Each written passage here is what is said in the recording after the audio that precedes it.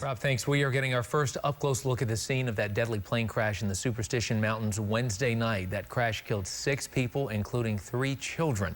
Wendy Halloran joins us now from the Far East Valley with the latest information on this investigation. Wendy, good evening. Good evening, Scott. Well, for the first time, we're finally hearing from federal investigators about this crash. We've learned that the plane was recently purchased, and it's uncertain who is behind the controls of that plane. Investigators with the NTSB were flown up the mountain to the crash site. A late start, cloud cover hampered their ability to get there. But once they did, they met up with Pinal County Sheriff's investigators. The wreckage has a story to tell. Sheriff Paul Babu walked through tough terrain to get an up-close view of what we haven't seen. Scorched, blackened ground reduced to ash. For NTSB investigator Michael Hune, the physical terrain is challenging.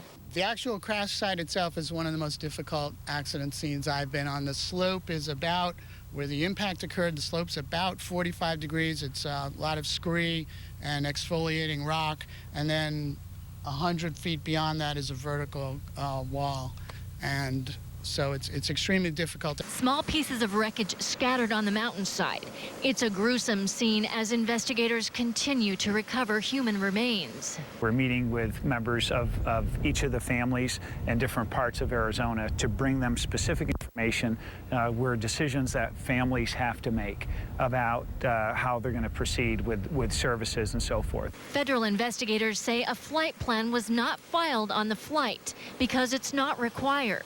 And the aircraft was purchased on November 16th, flown from Indiana to Safford, Arizona. It's a 1979 aircraft, and it had just essentially been dormant for a few years. The father of the 3 children on board, Sean Perry, was believed to be piloting the plane. His daughter had epilepsy, and one of his sons had autism. Sean Perry that may not have been piloting, and he was taking care of one of his children in the back of the plane. So potentially the other pilot was flying, but they're all very seasoned and experienced. So a lot of information will come out.